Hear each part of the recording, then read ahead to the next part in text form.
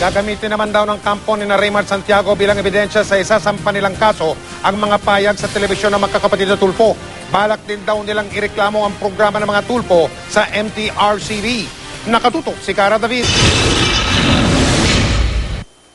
Paika-ika si Claudine Barreto nang harapin nila kami kanina sa kanilang bahay sa Quezon City. Namamagaraw ang hita niya matapos umano siyang tadyakan ng kolumnista at broadcaster na si Ramon Tulfo. Pero higit sa pisikal na kalagayan, mas kinakabahan daw ang mag-asawang Claudine at Raymart Santiago sa kanilang seguridad. Pinarecord daw ni Raymart ang programa ng magkakapatid na Tulfo para marinig ang sasabihin nila.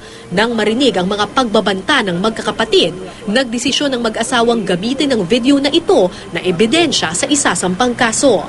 Di ba sinasabi niya na yung pamilya daw nila na hindi daw nananakit ng babae? At paiba-iba rin sila ng statement eh. Hindi daw sila nananakit, pero sinabi doon nila sa TV, dun sa show nila na pag magkita kami mag-ingat, sasaktan daw niya ako kahit yung asawa mo.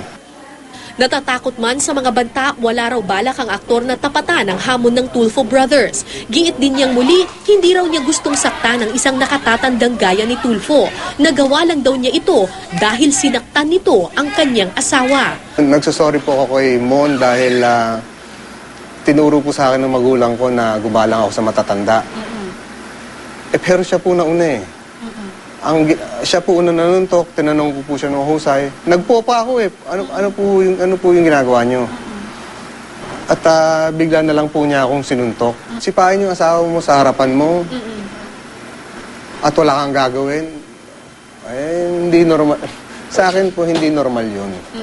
Yung ginawa ko po, pinrotektahan ko ang asawa ko.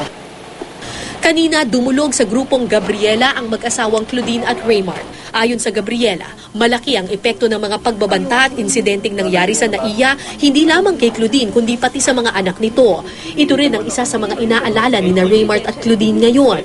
Handa raw suportahan ng Gabriela si Claudine sa kanyang laban.